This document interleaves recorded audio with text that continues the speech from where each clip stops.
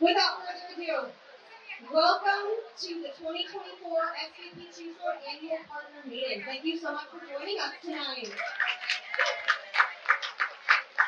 To kick off our evening, our board chair, Liz Cantor-Groskin, is going to kick off the evening for us with the SVP Tucson Impact Award.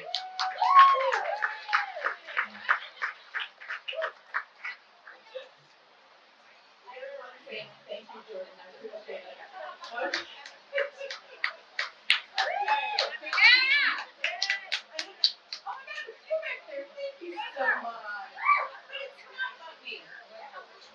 Closer, I'm supposed to kiss the microphone. Is this better? Can you hear? Okay, thank you. You're on mic too, Jenny. Okay. Okay, we have the radio personality here, telling the non-radio personality how to do this. Okay, good evening and thank you all for coming tonight. And this is so exciting. It's our a garbage truck right out there. But that has nothing to do with our values. It's not in alignment with what we do because we do so many things. My name is Liz Cantor-Groskin. I am an SVP partner for many years and our board chair, and I am so pleased and honored to kick off this evening by presenting this year's SVP Impact Award winners. And if we had a drum, we'd start drumming shortly. Thank you. The SVP Impact Award is selected by the SVP Tucson Board of Directors, and every year we give this award to a partner who has gone above and beyond their work with SVP Tucson. This comes as a complete surprise to the recipient every year. Another special thing we do. So we are presenting the Impact Award to two people this year. Two people who have played instrumental roles in our capacity building work. This year's winners are truly the epitome of problem solvers, always willing to pivot, learn, and grow with our new engagement and each engagement that they take with us at SVP. They generously give to multiple organizations in town because they love our community.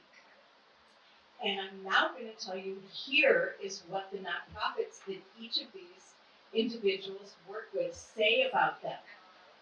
This partner has been an invaluable partner to us. And our bond spanning over 4 years has truly been transformative. Those who are unfamiliar with her know that she possesses a remarkable superpower. The ability to forge connections. It's not just about her own connections. She excels in facilitating meaningful connections between individuals and impactful work under her guidance. This is going to give it away when I say this, though. ICS has successfully undertaken numerous projects led by several SVP partners, all of which have exceeded our expectations. The next one, it was at last year's SVP partner meeting that he first became acquainted with the work that the Tucson Jewish Free Loan does. We had no idea that he'd go on to become our lead partner and also join the Free Loans Board of Directors. This person is a steadfast leader whose guidance and enthusiasm have helped us navigate rapid growth and organizational transformation. I truly appreciate his kind and gentle manner, as well as the compassion and generosity with which he approaches our work. So now I will name them, and I want you to please join me in congratulating and welcoming up Susan Scott, lead partner from SCN, and John Gallis, to come up and get your awards.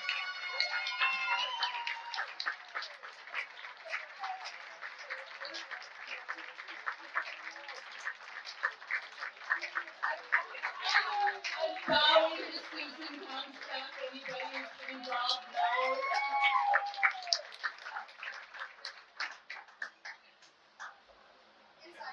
Inside. John. Inside.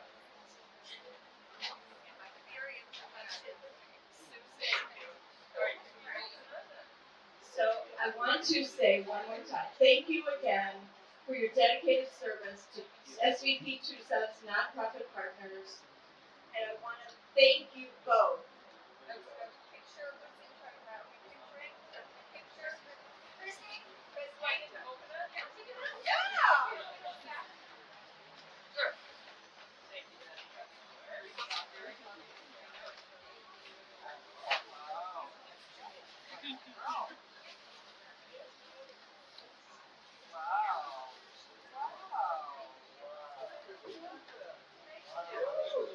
Okay. Thank you, Susan. You guys personified and epitomized what SVP Tucson is. I appreciate it.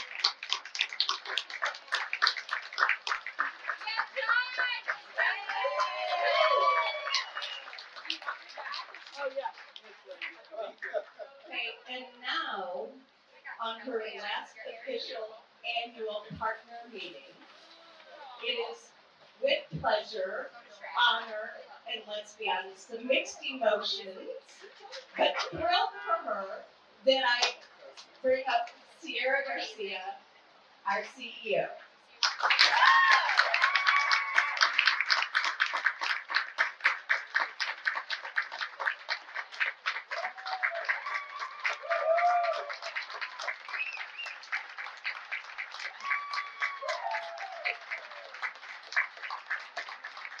We have to stop this so I don't cry. I arrived here today and jokingly, maybe not jokingly, said to my staff, no feelings. Those were my words of advice to myself. So, hello, everyone.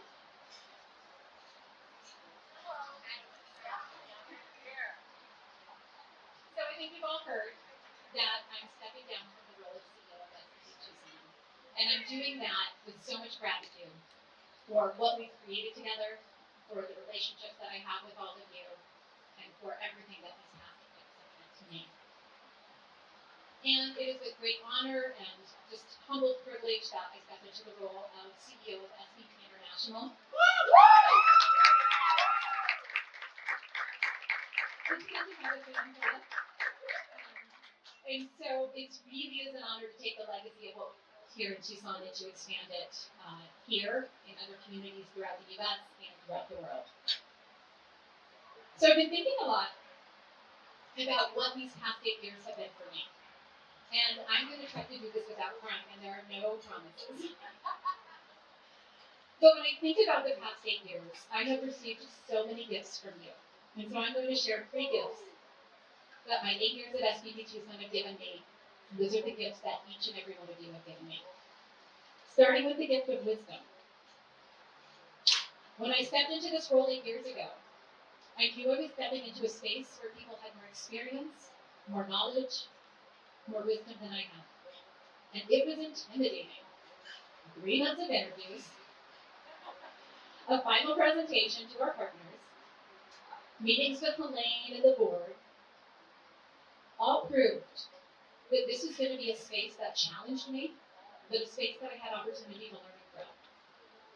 And in these 8 years, I have had conversations with chemical engineers, employers, and Fortune 100 CEOs, coaches, teachers, researchers, doctors, so many people. And with each of you, you have imparted knowledge upon me that I get to take with me. But even more so, you have presented new ways of thinking. I have watched the way you've tackled problems, the way you have encountered opportunities.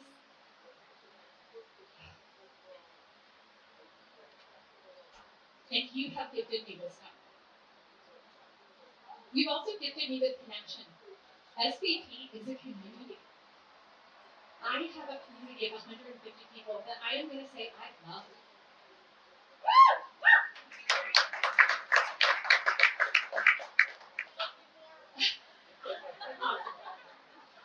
And so the relationships that we have with nonprofits, with community members, with philanthropists, with each other, have touched my heart and will just stay with me as I enter into this next journey.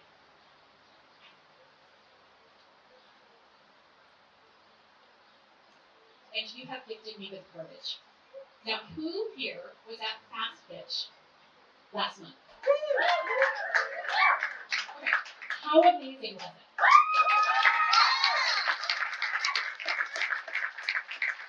It's going to be hard for some of you to believe that years ago, our partnership was divided about whether we should do Fast Pitch.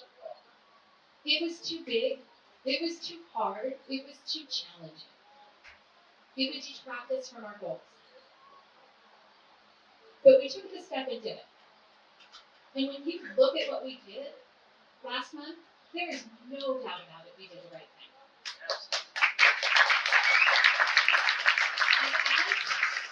And as we've entered into building a two-gen community collaboration, we've also heard some of that same feedback, because taking risks and doing something new and doing something big and bold is scary.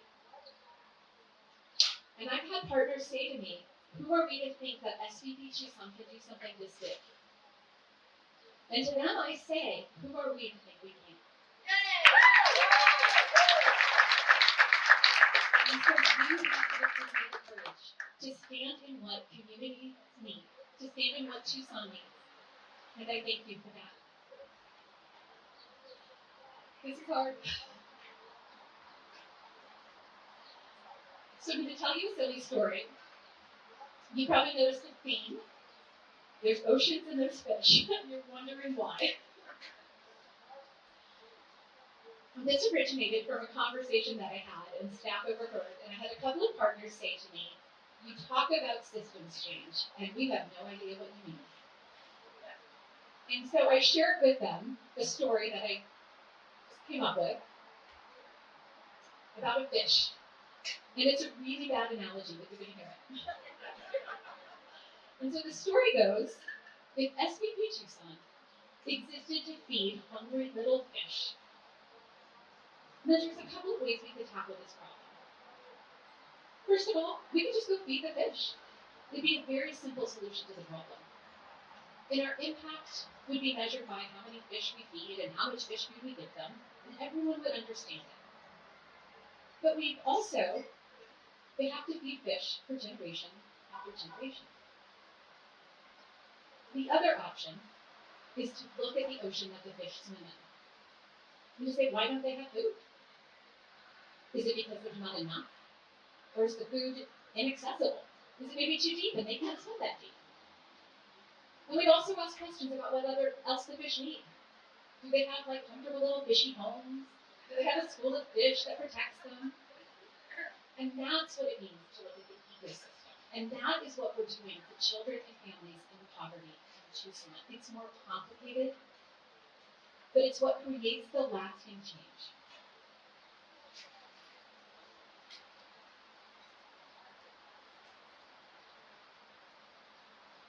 So as I step down as CEO, whether you want to or not, you're not getting rid of me. I'm staying here in Tucson. And whether or not you want, I'm not getting rid of me, okay? And I'm going to come to some of these events, and it'll be great to see you. I'm going to be cheering for the success of SVP Tucson. But as I step down, I think about what I want to give to you. And so for the next few slides, I want to share with you the journey that we've been on to create this two-generation community collaboration. Because it is now yours to collectively hold. And so, I'm going to walk you through the inspiration, the idea, the implementation, and the impact. In 2017, we completed a study with the Eller College of Management at the University of Arizona. I've got some Eller fans here. And the results showed we are really good at strengthening and scaling nonprofit organizations. But in typical SVP Tucson partner fashion, after we celebrated, we came together and said, what more can we do? And so in 2018, after conversations with partners, our board came together and said SVP Tucson commits to creating community level change.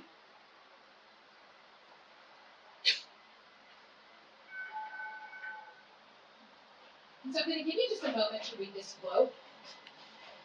This came out of that first board meeting where we came together and decided we were making a shift in the way we're approaching the problems that we've always wanted to solve, so that we can truly see the impact that we've always desired.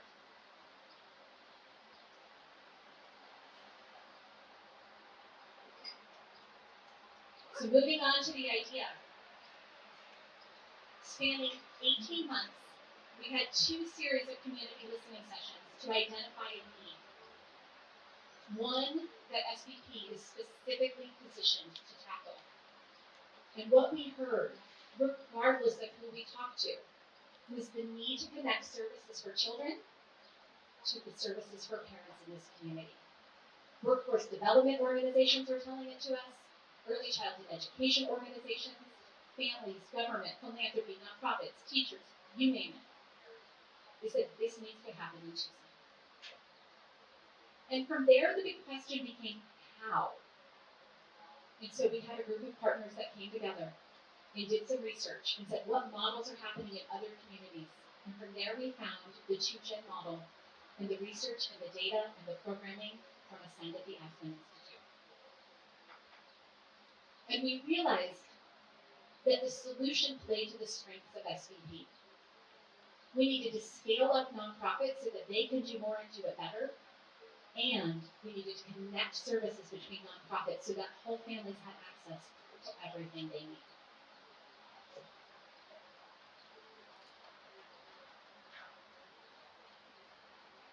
Moving on to the implementation. This is the phase that we are currently in. Implementing systems change approaches takes time. We knew we would need to expand the number of nonprofits we work with. We were originally working with 3. We're currently working with 8. We have plans to expand to circle that 20. We learned with our nonprofit partners that shared systems, shared programs, and shared data were going to be pivotal to creating the type of ecosystem that families need. And we started to build it out. Together, we are moving from single intervention strategies to holistic services that serve entire families. This allows nonprofit organizations to do the work that they are good at, to serve the clients that they are focused on, but to connect the services so that whole families have access to all that they need.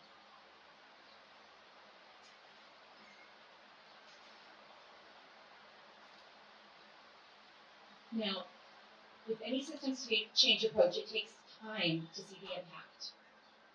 But I'm excited to say, and you will hear more about this in a moment, that we're already seeing some of the impact. And this quote here is an example of that. The nonprofit organizations that we are working with are already seeing a change in how they're approaching families and family needs. So this is the question I get asked the most. What is the impact? And so we're going to break it down into the intermediate impact and then the long-term impact. In 1 to 2 years, we anticipate seeing an increase in family, social, and resource assets, increase in children's well-being, increase in family stability, and an increase in family well-being.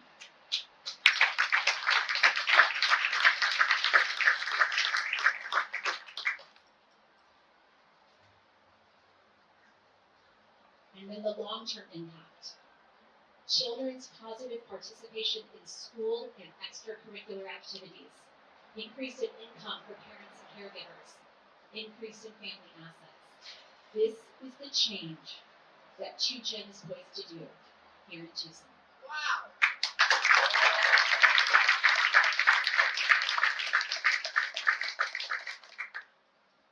So as I wrap up, I do have one more exciting thing I want to share with you. Our ecosystem is getting bigger. There are eyes on our work in Tucson. The Fidelity Charitable Catalyst Fund, this is a national grant maker, has invested $500,000 over 3 years to grow our partnership.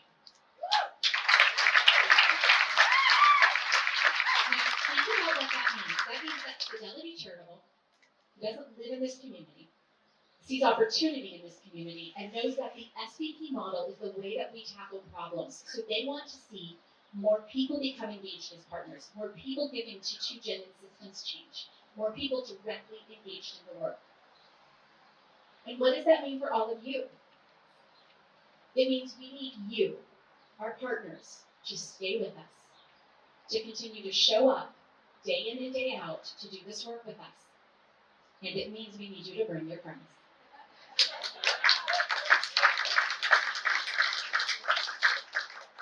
You'll get to hear a lot more about the Fidelity Charitable Grant in the upcoming months.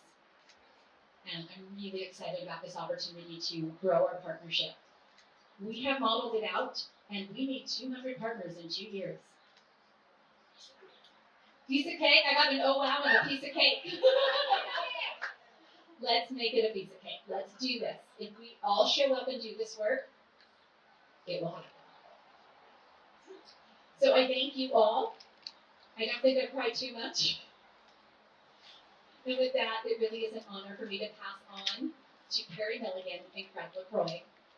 Now, Carrie and Craig are SVP Tucson partners, as well as the researchers who have been guiding us through this 2Gen journey. And with them, you're going to be able to hear a little bit more about what the work looks like, what we're tracking, and where we're going. Welcome, Carrie and Craig.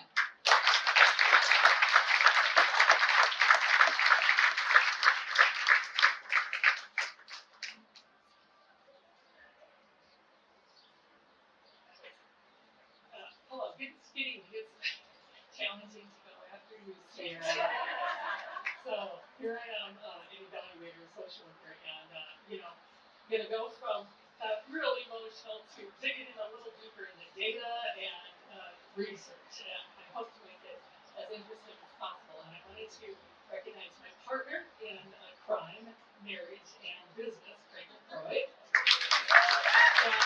Together we have been working with SVP as partners and as the evaluation group for the last 2 years. And so while that makes us kind of newbies, which is actually kind of good for a researcher in terms of their lack of bias, we have been working in the field of evaluating systems change efforts and collective impact for many, many years. And so what I want to share tonight is some of what we've seen, the research shows build success and measure how SVP is doing kind of against that. And this is no easy job that is connecting families to services. And 15 years ago, we did a study to learn about what families need and how they responded to a 2Gen home visitation program that served parents and their young babies. And one striking result emerged from this study, and that was parent after parent said to us that they were surprised that organizations truly wanted to help them. So fast forward to today, where we find ourselves gathering data from the families served by the SVP 2Gen collaboration. I feel like this needs to be a little higher. There we go. So a parent in a recent focus group caught my attention again. She said, as a first-generation family here, it is really hard to get services for mom. My mom, she's not a citizen. Housing is in my sister's name, and we rely on my income because I'm working. And my father is older, living in the house, and he has medical needs. And I have a son with autism. Different agencies have different qualifications, and most are just focused on one person, not the whole family. But was I shocked when I found that Parent A extended their time frame to help families rather than ending services like many do. And that is a shout out to Parent A. And in our interviews with focus groups, we've heard similar commentary and wonderful support for all 8 of our agencies. I would just like to take a minute because I'm going to be talking about the agencies as a group, but I'd like to put the faces to you all. And if you would just stand up, and our partner agencies, just stand up so we can see real people that I'm going to be talking about.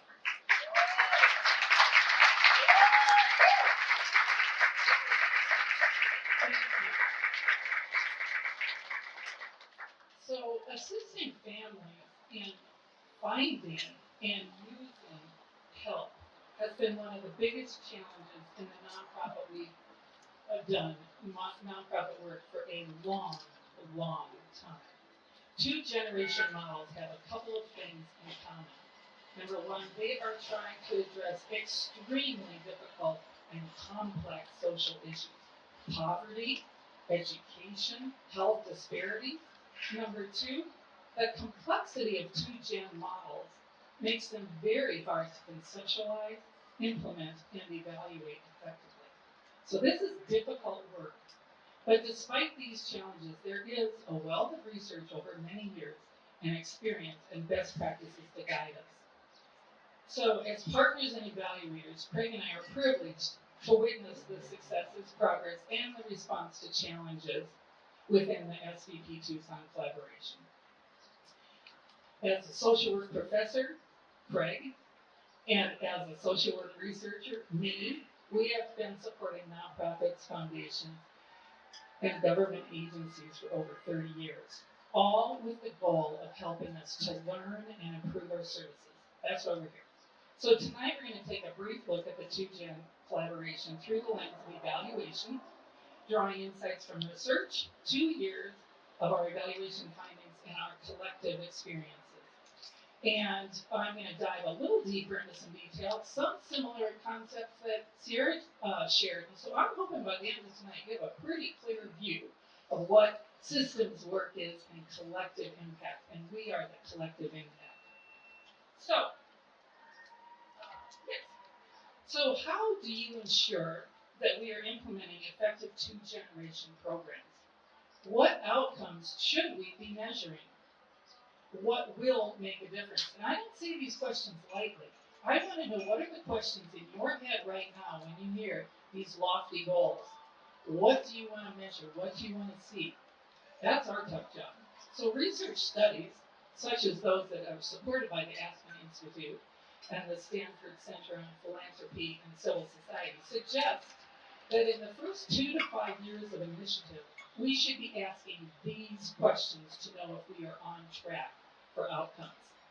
Number one, to what extent and in what ways is the 2-gen collaboration building a common agenda, a common vision, tapping into the strengths and services and assets of the agency partners, communicating and coordinating efforts, implementing a shared measurement system that can track outcomes for both children and families, all generations, and to what extent are they creating a culture of learning and innovation? Those are the research questions at this stage of development. So let's break those down into more on-the-ground levels of progress. First of all, I want to tell a little bit about our evaluation approach. First, we want to do and have done an assessment of the implementation of the collaboration. Are the right pieces, the right processes, and the right players in place? And we have a pretty good, solid, positive answer in that regard. Then we look at system-wide outcomes, which is the whole of us. What are our outcomes we're achieving together? Sierra spoke of those. Agency-level outcomes at the individual, partner agencies, and participant and family outcomes. Over the past 2 years, we've conducted interviews, focus groups with CEOs, program managers, SVP partners, conducted surveys and focus groups. We've observed many meetings and gatherings, and we've collected referral database with a new adopted data system. So what do our evaluation findings suggest about 2 outcomes in each of these areas? So I'm just going to share a few examples.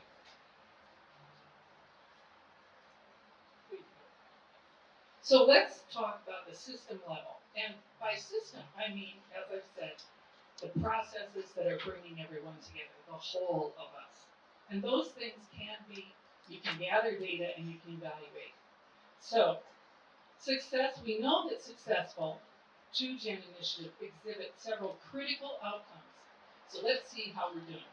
They share a common vision and agenda with unwavering focus. Over the past 2 years, interviews and surveys with the CEOs and staff show a clear understanding and valuing of the goals. We asked in 2024, just a couple months ago, 91% of staff feel it is important to participate to ensure referral pathways for families, compared to 36% 2 years ago. That is huge. This is very high. We all have other things we're doing, and so to bring that common vision to bear is huge. Successful initiatives measure outcomes and use evaluation data for adapting and evolving. The 2Gen collaboration has many pieces of data collection and a data system in place. Metrics and data are collected at the client, agency, and systems-wide level and used for planning. I've seen that. There is a lot of work to do in this area. It's hard work, and we're doing it together with you all. Successful 2Gen initiatives engage in mutually reinforcing systems, and I love this because it says we bring together a set of complementary assets to bear on the problem. So we have 8 agencies that do a lot of different things that when you look at the collective, you can bring all those assets to bear to achieve the outcomes. And new this year, the development of cross-agency collaborative projects are evidence that creative innovations are being built to connect services that one agency alone cannot provide. That's evidence. And then the final one I'll share is that the successful 2Gen initiatives demonstrate continuous communication and backbone support. This is an area that SVP 2Gen collaboration has excelled in our humble evaluator opinion. And this is seen in this fantastic bunch. This is seen in how many consistent, productive meeting structures have been established with high attendance among leaders, managers, and staff from all agencies. All of these support structures have contributed very clearly to the establishment of that common vision, the formation of shared leadership, great cross-gated agency trust, increased program knowledge so that referrals can be made, and all of these are measurable outcomes in the first 2 years. These structures and leadership will serve SVP well as it continues to evolve because it's shared. Okay, let's move to partner agent level outcomes. So trust, and you mentioned this, is at the core of collaboration. And the Lake Systems theorist Brenda Zimmerman said the most important unit of analysis in a system is not the part, that is, the individual, the organization, or the institution. It's the relationship between the parts. So here's a sample of what we've learned about the changes seen among partner agencies. And you've mentioned this, cross-agency, and we see this through the surveys and interviews that we've done, which are anonymous, and there is the ability to be candid in those, we hope. So cross-agency communication collaboration is resulting in more referrals, more confidence in making referrals, and collection of data about referrals. We can say these things are all happening, but if we don't have information to support it, we need to get it.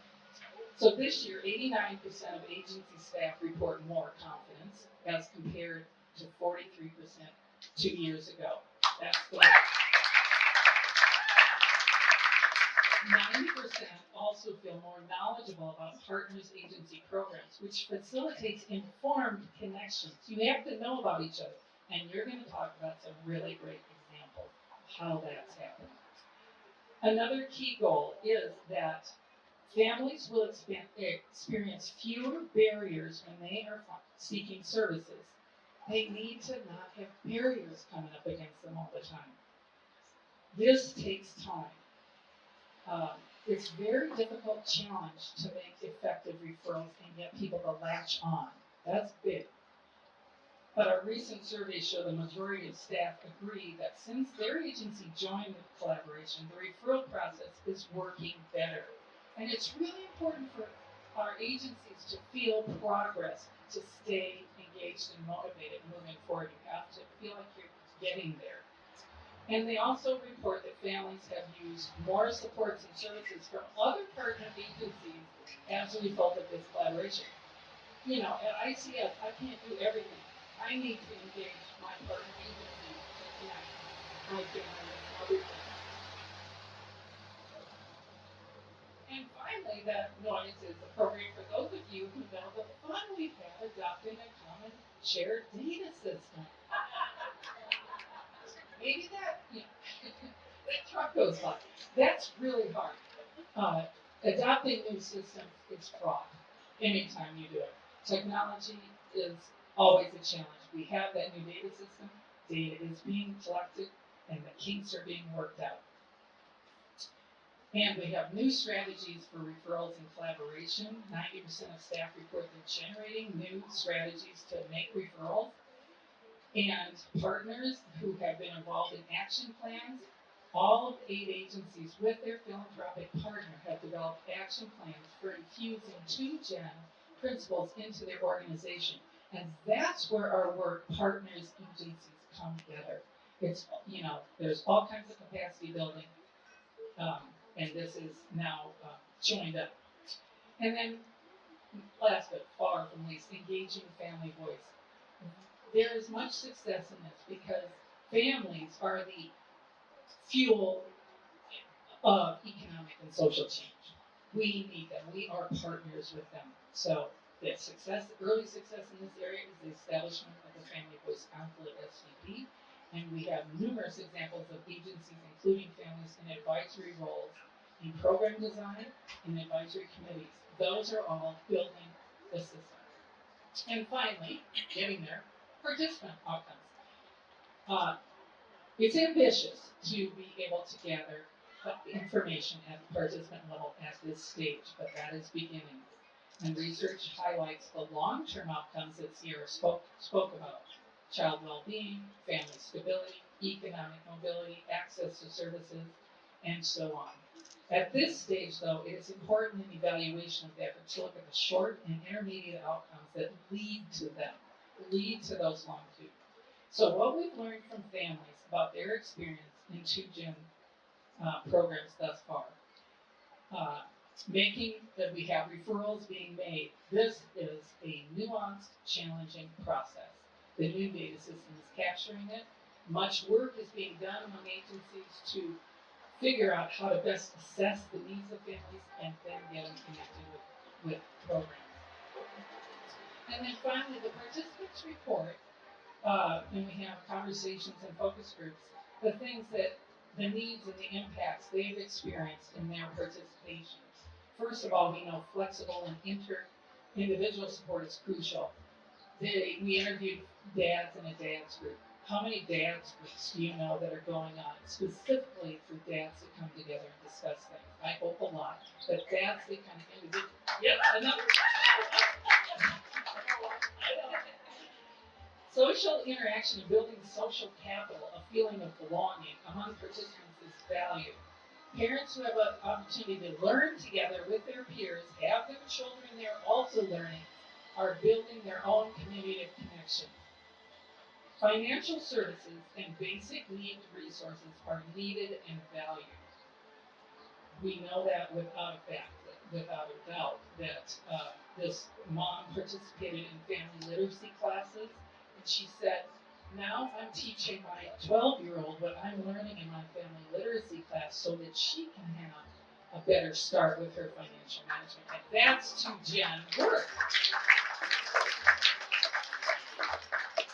And, you know, I can't emphasize this enough because this came through really strongly when talking to parents. When seeking services, human contact and centralized access to easy access to information for where to get help is so important. And they have many challenges, long waiting lists, difficult applications, can't navigate websites. So this is an area we can keep working on. And then childcare, again, serving whole families means we need to have childcare and activities for all parts of the family during COVID.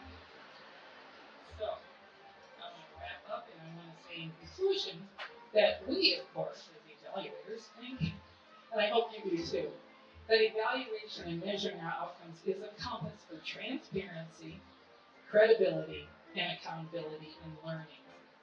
And so after 2 years of data, we are seeing accomplishments in the SVP 2-Gen collaboration that are typical of sustainable collective impact that we've seen in 20 years of research. And that includes a strong infrastructure, adaptation, data tracking, commitment, inclusion of families, and a shared vision among SVP agencies and philanthropic partners.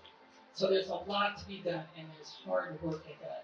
And impacting these difficult issues is a long-term proposition, so our work is essential, all of us.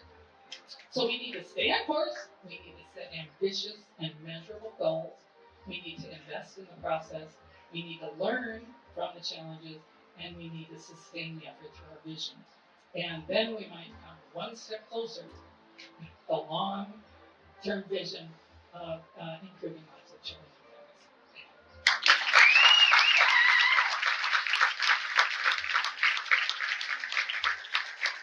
Thank you so much, Carrie. Carrie just shared much about our evaluation strategies. I'm going to give us some real highlights and dig in a little bit deeper into the work of our 2-Gen collaboration. Can everybody hear me okay? We're good? Okay. Good evening. What an honor it is to stand here and share several highlights from the incredible movement, change, and impact happening in our 2-Gen collaboration. You just heard from Carrie about our evaluation strategy, the different levels of change we're evaluating, and the mechanisms that we are using. We are seeing positive results, learning, inspiring innovation, and centering family voice within our 2-Gen collaboration. The connected fibers between agencies are growing every day. One of the many special gifts of this partnership is the ability to create authentic connection and see what is possible when clear communication, deep intention, and open minds and hearts are part of a shared journey. And all of this is only possible with you, our SVP partners. We also want to give an enormous shout out to the Connie Hillman Family Foundation for their support of this initiative. Thank you so much. It is money that makes the world go round, honey. SVP Tucson is changing the waters that families in our community are swimming in. We are changing the way government and nonprofits work to change the way families access critical programs and resources. Before I dive into successes in our 8-agency nonprofit collaboration, many of you may remember our multi-pronged strategy to create 2-Gen change in our community. It includes internal and collaborative capacity building to strengthen our nonprofits and influencing policy to ensure a whole family focus in government services. This year, we had a major win in policy influence. The city and county passed the Prosperity Initiative, a policy bundle focused on building multi-generational prosperity. And because of SVP, it includes 2-Gen as a cross-policy strategy, meaning that whole family well-being and service delivery is embedded in the initiative. This reinforces and adds to our goal of community-wide impact. Remember that systems change is multi-pronged. We have influenced regional policy, and by doing so, we are ensuring that the work we are doing in the nonprofit sector will be compatible with the work of local government. And we will continue to ensure that whole families are centered as we work with local government to support policy integration. Now, as Carrie mentioned, I am humbled to discuss the successes of our 2-Gen collaboration, and I get to be the voice for so many that have worked collectively to build this movement. The 8 agencies committed to their internal and collaborative capacity building to center whole families and not individuals. The SVP partners who so thoughtfully led projects and processes to be. They are so excited about our movement to Tucson. And I have to give a shout out to our amazing staff team who tirelessly and with so much strategy and heart work to make it all happen. We are committed to continuous improvement based on data and evaluation. As the backbone agency who's initiating and changing the waters in our community, it is critical that we are trusted leaders, that we listen with deep intention, we have a willingness to make change when necessary, and that we offer time to reflect and strengthen the work.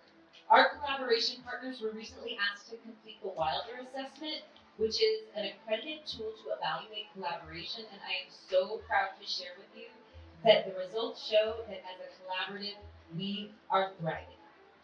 I'll share just one quote that you can see on the screen. SVP Tucson, the collaboration organizer, is excellent at listening to other groups in the collaboration and making changes when needed. Their leadership is what keeps us moving forward with an adequate focus on systems change. And please take a look at the slide. It shows some additional outcomes from the Wilder Assessment, showing that we're trusted leaders, listeners, and conveners at this step. Second, critical to any systems change effort is a learning environment. A willingness to shift directions, add or subtract initiatives based on measurable success. And you may be wondering, how has SVP adjusted or iterated as a result of the feedback that we've gotten from our collaboration partners? Well, here is just one example. This time last year, we heard from our nonprofit's leadership that to change behaviors agency-wide, to make successful cross-agency, cross-generation referrals, and implement internal two-gen strategies, we needed to expand our education and training to their most critical staff, frontline staff members, the team members who work directly with families, who refer them to complementary resources and truly know and understand the need of clients. We were thrilled to answer this call, and as a result, as Carrie mentioned, we've seen that staff understanding and buy-in has improved by up to 55%. How did we do this, right? How did we do this? Well, in May of last year, led by our incredible program manager, Sahar Mitchell, we began a lunch and learn series. And this is focused on educating frontline staff on the two-gen model, our collaborative goals, and on creating a space for agency staff to regularly share their program details, their requirements, and it's proven to be a huge success. We're rotating through and spotlighting each agency and their work, and we're evolving the series to include strategic professional development, like things such as trauma-informed care and motivational interviewing, and we're doing this all while continuing to convene our beloved CEO cohort. We're going to be missing a member at the next one.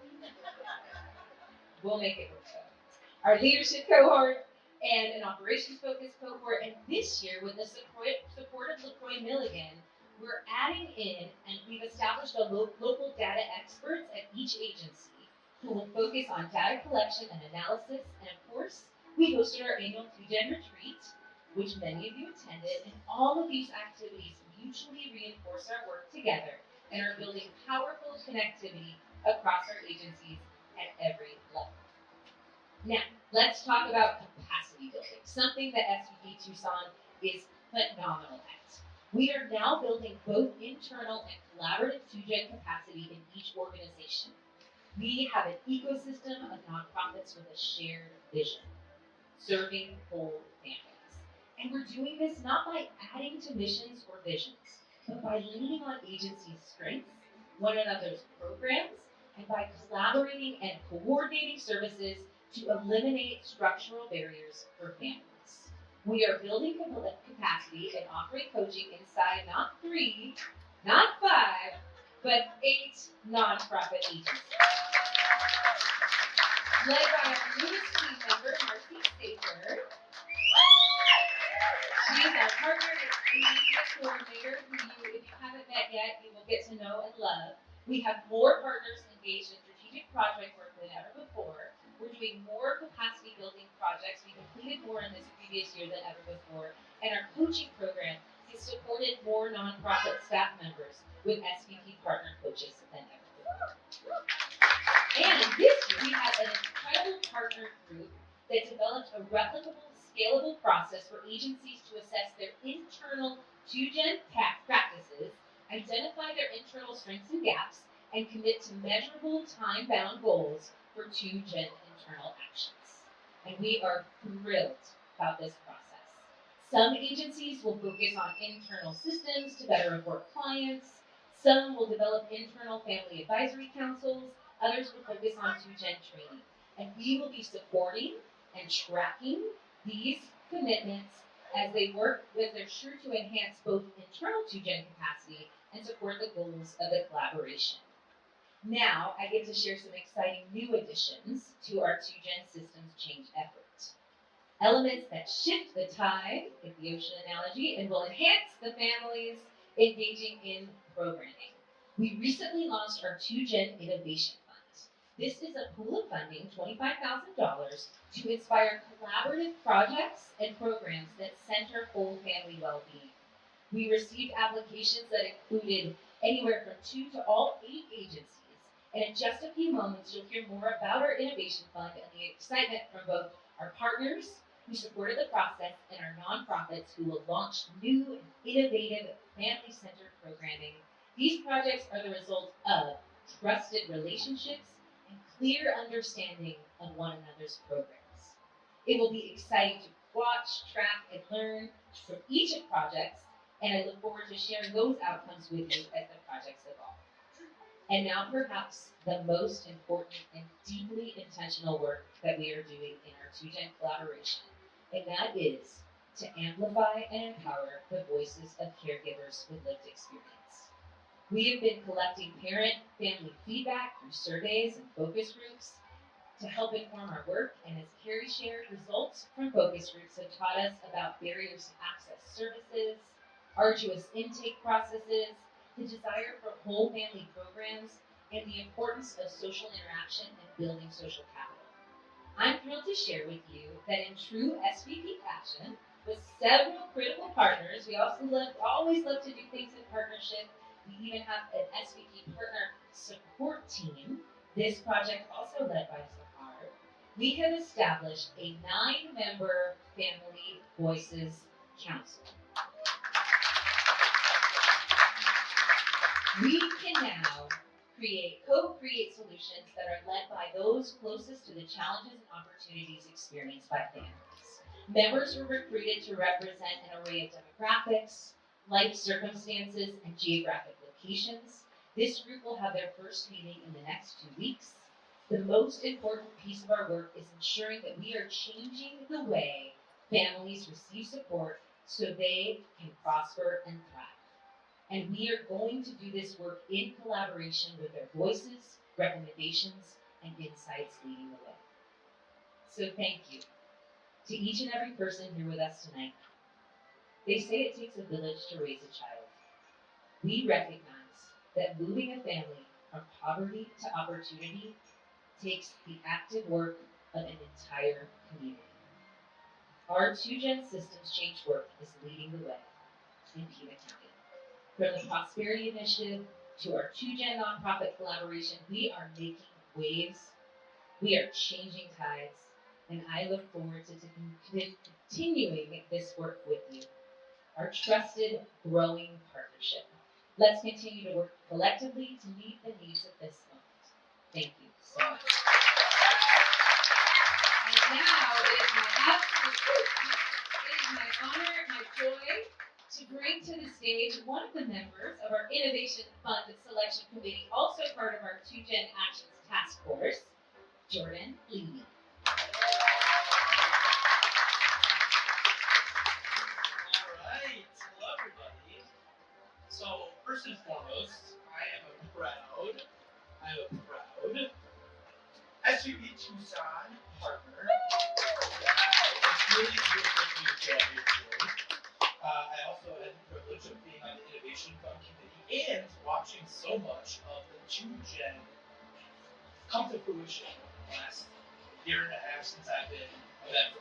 So before I get started, because we love impromptu evaluations. My first question for all of you is, who feels confident that before they started an SVP, that they knew what 2Gen approach was? Okay, one. So that means that we have made incredible progress. The second question I have for you is, who feels confident now that they can explain what 2Gen is to a total stranger? Look around, this is your community of leaders. Now, I ask you to keep your hand up if you have. Okay, that's the only way we're going to get to 200 more partners. So, with that, I'll say, the 2Gen Innovation Fund is the pudding. The proof is in the pudding. We are putting $25,000 as an organization together to grant. And really, we made it competitive and interesting and enticed all the organizations to get together, put their heads together, and come up with ways to collaborate with one another to serve whole families. That is exactly the point of the 2Gen collaboration. So watching them come, put their heads together, put a proposal together, and identify ways to advance their missions along with the missions of other organizations in the collaboration, indicating that they know how whole family works, really was so special, because I went from not knowing what 2Gen was to learning about it and encouraging SVP to put all that information on the website in an easy to consume way, and now watching these organizations flap their wings and fly. And so it is a great honor to introduce the beginnings of what we're going to watch over this year is innovation in the work of 2Gen in Tucson. So, if you're not familiar, $25,000, they were able to request up to $5,000. We got tons of applications, and we debated until the cows came home about how to allocate this funding. But I'm most honored to introduce two of the initiatives that are going to share a little bit about the work that they're about to embark on as a community. Number one, please welcome Magdalena Verdejo and Monique Perez to present the story project at YWCA, and shortly after them, Mark McKenna and Alan Stopper to present about connecting dads and sons. Congratulations. Thank you. I'm going to go ahead and start, and then I'll turn it over to Monique. So, as you heard, Magdalena Verdugo, I'm the CEO of the YWCA of Southern Arizona, and Monique will do her introduction, which is with Make Way for Books. So, our proposal is really took a concept that Make Way for Books already had, which was the storytelling school project that they were already, collaborating with schools on. And we kind of had the opportunity to give it a different spin. And so we are, it's a story project that we are launching at our two YWCA campuses, which is Alpha Bonita and House of Neighborhood Services in the city of South Tucson. Because what we knew we had was women. And women who were mothers, women who had children. We service about 4,000 women a year that go through our program. And so now the project is, and Monique will share a little bit more, but it's not just involving our parents or families with learning, with literacy, but it's really kind of an intergenerational. Who showed up to do this is amazing in doing that. And I just have to give a plug because we know that literacy is very, very important for our children. It helps them academically. A child who learns to read before they even enter school or are exposed to literacy have a higher chance of graduating from high school and going on to post-secondary endeavors. So it's very, very critical that we share this tool and this opportunity of learning together with our families and our children.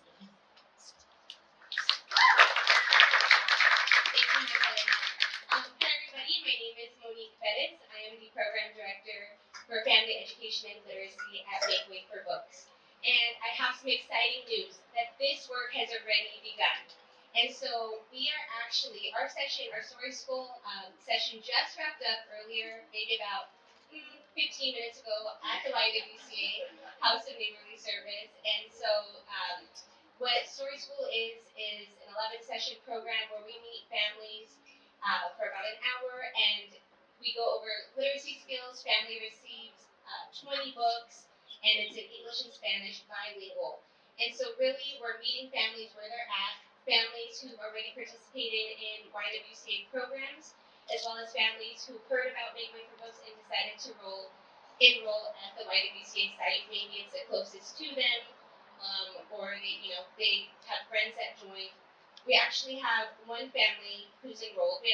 Currently we have 10 families enrolled, but one family, there's an 18-month-year-old, and she attends with her mom, her maternal grandmother, and her paternal grandparents when they're able to join.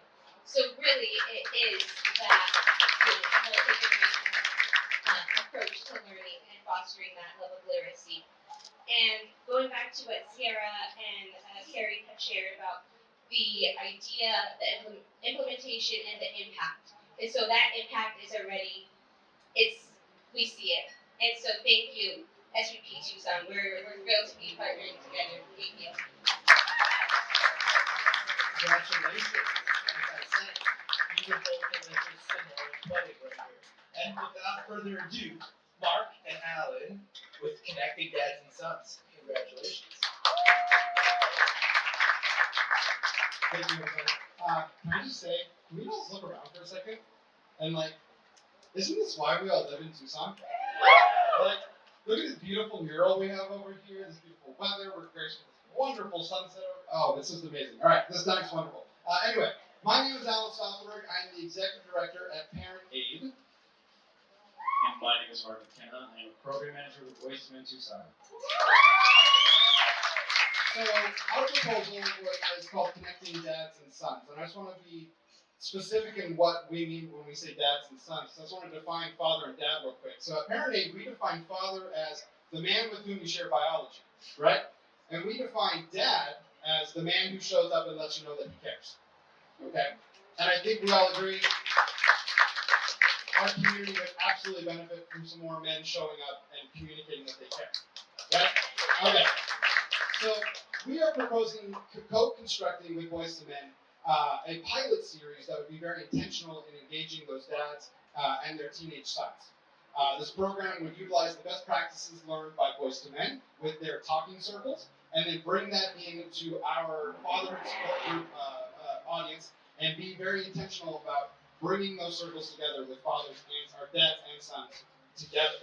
There's not many spaces in which dads and sons get to do that, right? Has anybody survived the teenage years of a teenage son? Yeah, right? It's touch and go there, so it can be really fun. So we're really excited about this. So this is going to take place at the Parent Aid office. Those of you who are on the bus tour know that our backyard needs some work. And I know that I got I think I got a call out from you to come do some help, right? Some landscaping. But we're going to have those circles take place inside and outside, and then with the eventual model of bringing them all together, right? Integrating those circles by the end of that process. Literally having dads and sons together doing that. The idea is to create you put it as an experience, right? An experience of curiosity about what it means to be a man, what it means to be a dad. And that's just, it's going to be really beautiful. It's something that this community has never seen. And I've never really seen in any community, really, period. So through identifying healthy forms of masculinity, we're hoping that the dads and the sons will really build a lifelong foundation relationship with each other through this process by really identifying what it means to be a man, just plain and simple. Like what it means to be a healthy man that shows up in the community, a loving man, a nurturing man, right? So we're just super excited about it. Let's see. Most men don't even consider what kind of father they're ever going to be, right? Until they become a father, much later in life. So one of the things I'm most excited about this program is having youth start thinking about the skills of being a dad, a father, right? And start thinking about what it's going to take in his life later on. That's just, it's going to be life-changing. It's going to be really neat, and I'm super stoked about it. So.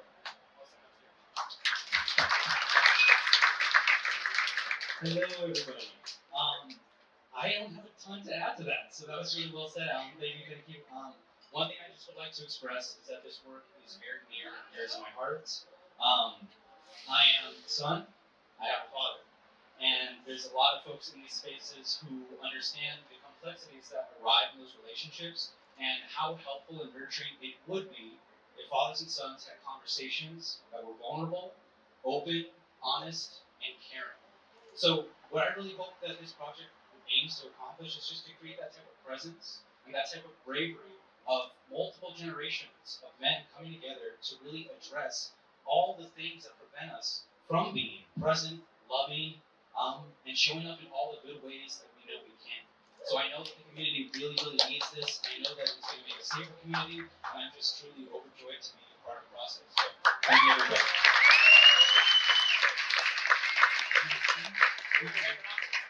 We're handing off to Brittany Bat, or no, I'm sorry, Sandra Carter.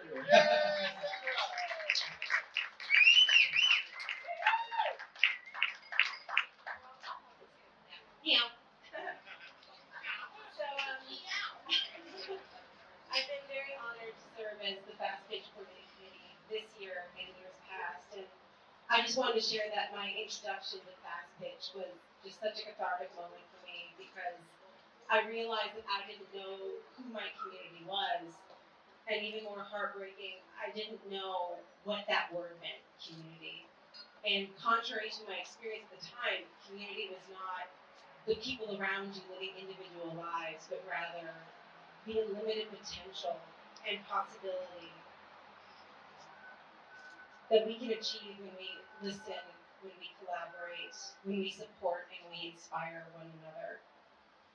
That was in 2016, and I can still remember many lines from those pitches. They still live in my heart. And the following year, Sierra Garcia invited me to be a Fast Pitch mentor. And I thought she had lost her dang mind. Because who was I to call myself a mentor? I felt as diffident as they come. But luckily that year, John Peter Wilhite was running the program. And he saw that what I could give was my energy, my alacrity, and my willingness to learn.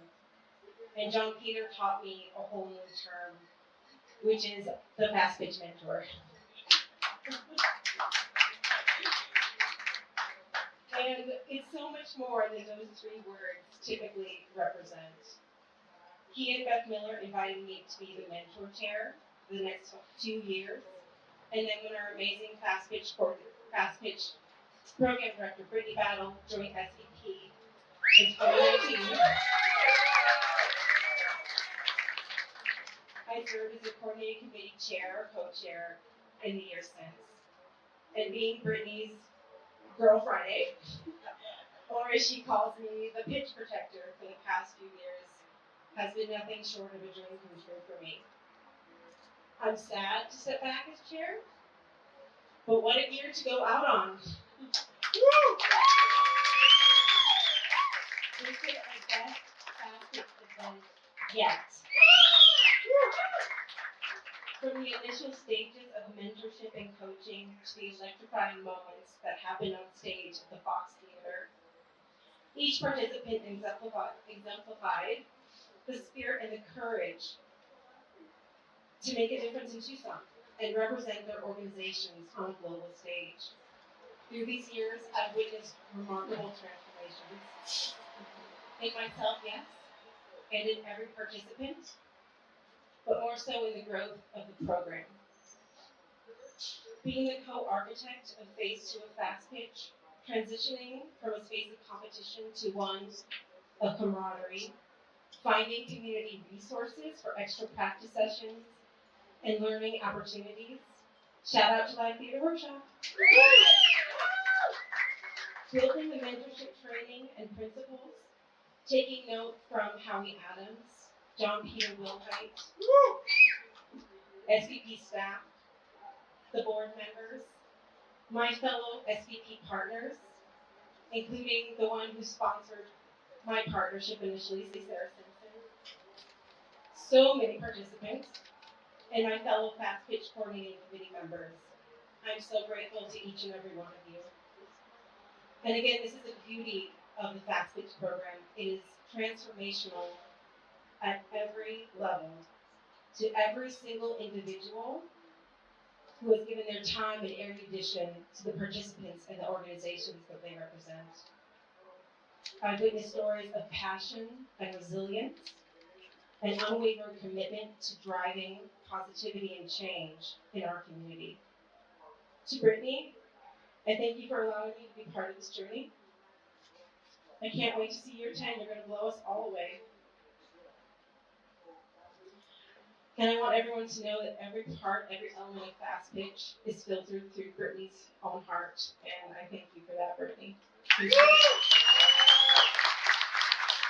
now I'm going to invite Tremaine Ravenel, our Fast Pitch alum, who was also our participant chair. Thank you, Tremaine.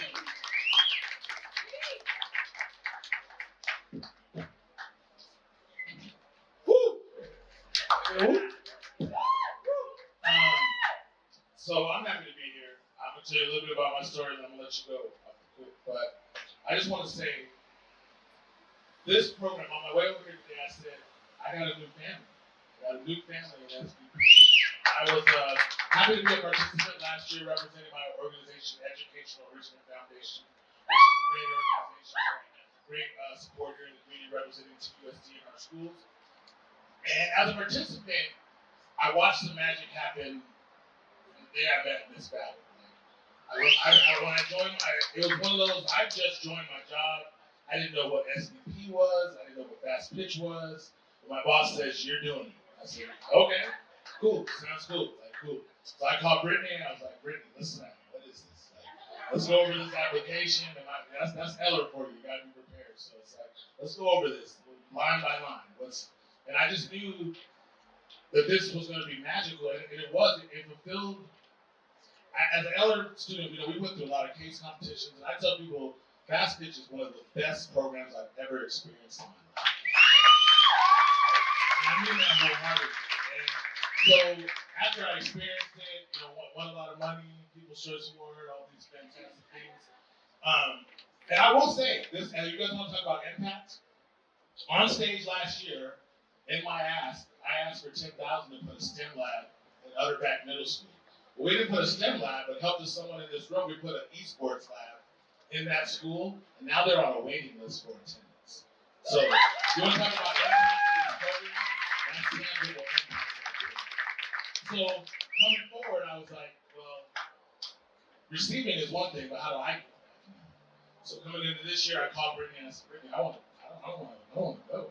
like how can I be involved? And she's like, well, what do you want to do? I said, well, maybe I can support the new team, and kind of be their little Toto on the yellow brick road and kind of show them, hey, I'm over here, yeah, there's a scary line over there, but it's okay, it's cool.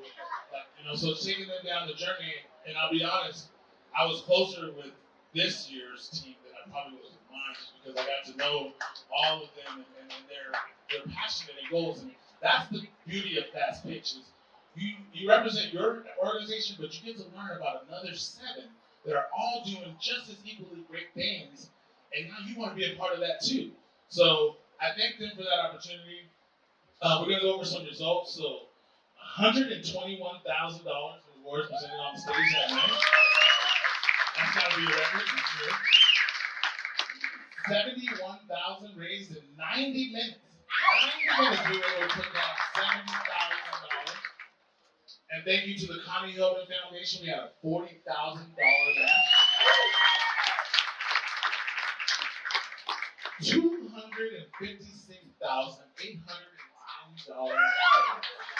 And I'm not going to say that when we quantify that, how many lives did that impact?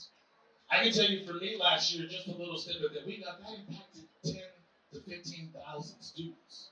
That's just one organization. So all I'm going to say is keep doing what you're doing. I would love to still be a part of it, whichever way I'm going to be a part of. But everybody just give them a round of applause for the great work that you're doing.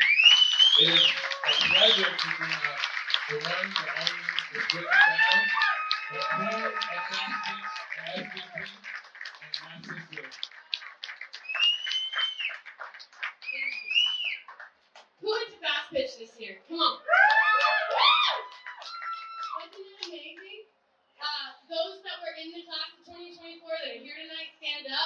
Wave, please. We got Sean, Parent Aid, Amelia is here from the Haven, David, Special Needs Solutions. What an honor to watch individuals like find and connect to their story. It's such a beautiful process. So I'm here to tell you, if you want to be part of the 10-year, which is coming up next year, 10 years of Fast Pitch, we want to invite you and welcome you in. So call me, email me, pull me aside today, find me in the halls at SVP, and tell me how you want to be a part of this program, because I want to have you involved. I want your skills, I want your time, I want your talent, I want your heart, your love, your care. I want your feedback. Yes, I said it. I want your feedback. That's how we improve this program. That's how we make it impactful. That's how we listen to our community. And our 10 years is going to be extraordinary, truly. So please, it's going to be a way for us to showcase the impact we've made over the last 10 years. It's going to be a way to help our community understand the actual critical needs of our nonprofits that's happening right here in Southern Arizona. And it's going to be a way to celebrate storytelling in a really beautiful way that directs funding right into the nonprofits that need it the most. So, if you want to be a part of Fast Pitch, I see you. I hear you. I want you to be involved, and there is a place for you in our 10-year. So thank you. Continue to celebrate this incredible impact. It continues. It does not end the night of the main event. It keeps going. We're going to have 2 television broadcasts. So watch it again, enjoy it, have a good time. And just thank you so much for showing up and for being a partner and a community member and understanding what Fast Pitch is all about, because it's super special. So thank you. And now I'm going to invite up our board chair, Ms. Liz.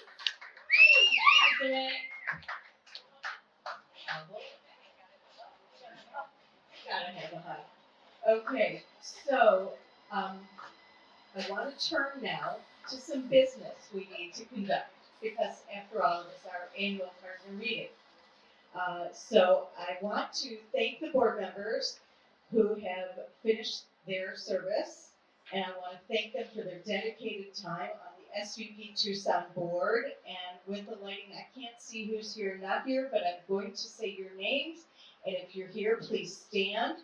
So please join me in giving a big thank you to Paloma Santiago. Okay. Paloma Santiago, Corin Sherrick, Kent Burbank, Steven Garcia, and Aaron Rottenstein. Thank you for your love, your support, and your passion for all that we do. So thank you. And now I am excited to welcome the new board members. We have a really strong cohort. Please stand if you hear your name. On behalf of all of our SVP Tucson partners, I'm thrilled to welcome Jeff Sylvan, Adeline Clemmenson, who are filling in for vacant seats, and they started their terms in April. Keisha Dawson, Bruce Friedman, I love the church section, and Jordan Levy. Thank you. Thank you. Okay, those I can see stand. Thank you. Are being welcomed to the board of directors, and they start their term in July, beginning of our fiscal year. Thank you for stepping up and to lead our organization at such a transformational time, and I think recent events make that even more important. But I love a good opportunity. I do. And I just want to say that I want to follow up. One of the things that we have to look forward to next year, in addition to some wonderful continuation of our work, we have the 10-year, as Brittany mentioned, of Fast Pitch. And we have the 20-year anniversary of SVP Tucson. The big 2-0. And since most of us are only 39, we can't imagine how that ever happened.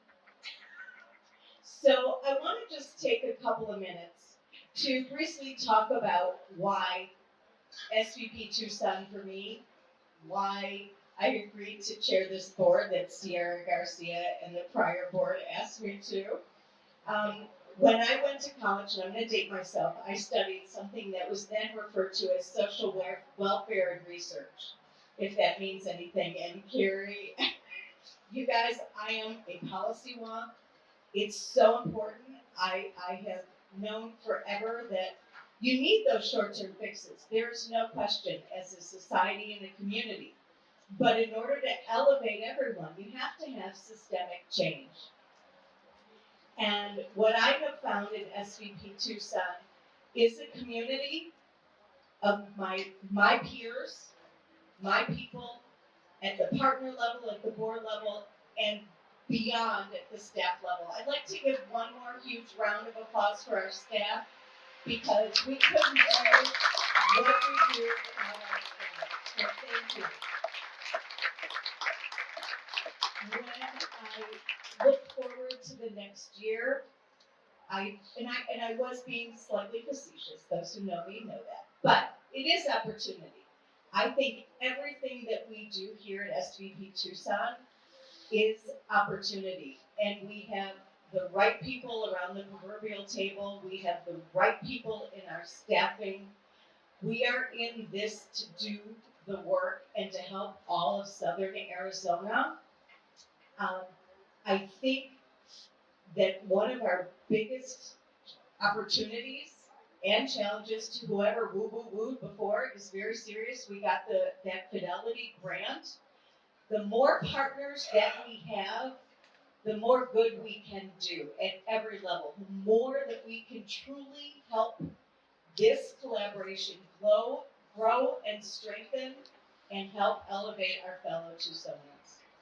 So it takes all of us to create this community, and you know that when one of us thrives, we all thrive. That's the SVP sweet sauce, the magic.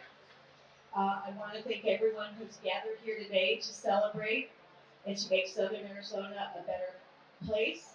And now I would like to call up Jenny, who is a natural with a microphone, to close us out. Thank you. Thank you, everyone. So it is my honor and privilege to close out tonight's annual partner meeting.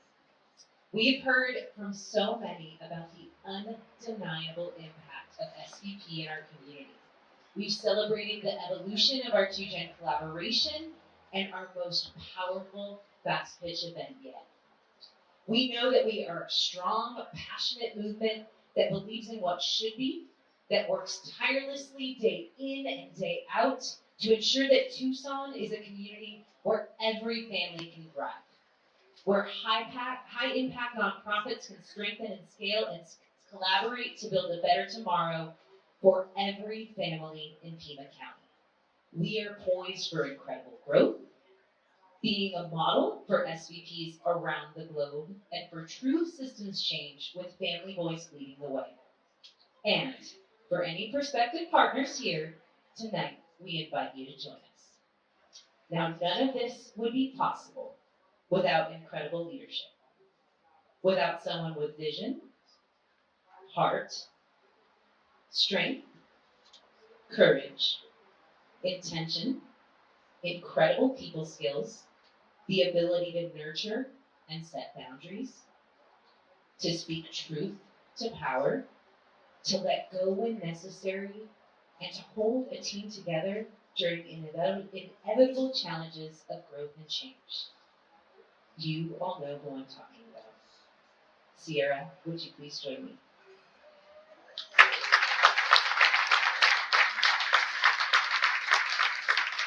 This woman has quadrupled our annual budget. She has grown our staff team and resources, successfully guided our agency through major changes. Does anybody remember COVID?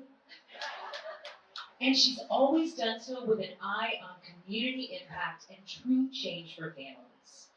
This woman we celebrate tonight as she takes everything she's given to our Tucson network and brings it to the world. Sierra Garcia is a force of nature. She lives intentionally in her power, and by doing so, models for all of us how we can show up and change the world. She's positioned SVP Tucson as the shining star in the Social Venture Partners Global Network.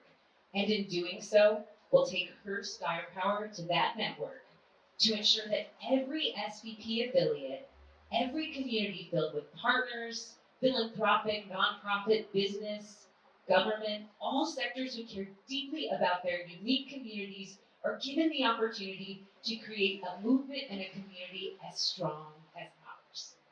Please take a moment to give Sierra the applause she deserves for her 8 years of powerful leadership here at Tucson. I'm making her cry, friends, and get ready. While you, our partnership, will miss Sierra as our fearless leader, this incredible staff team, we are sure to miss her the most. As a symbol of our appreciation, each member of our team has a unique and beautiful flower for Sierra, ultimately creating a bountiful bouquet that represents the beauty she has inspired here at SVP Tucson. Sierra, we wish you well on this new adventure. We expect you to stay connected to us because we know you won't be too far away. And we thank you from the bottom of our hearts for entrusting us to continue on the path that has been laid before us. We look so forward to watching you shine as you nurture and strengthen SVP International the way you have nurtured and strengthened all of us here tonight. This is not goodbye. We know it's just until we see you again. So please, I'd like to invite everyone here to raise a glass or your fist or a hug or whatever it is that you want to do to toast transformation, evolution, and impact. And our dearest Sierra Garcia.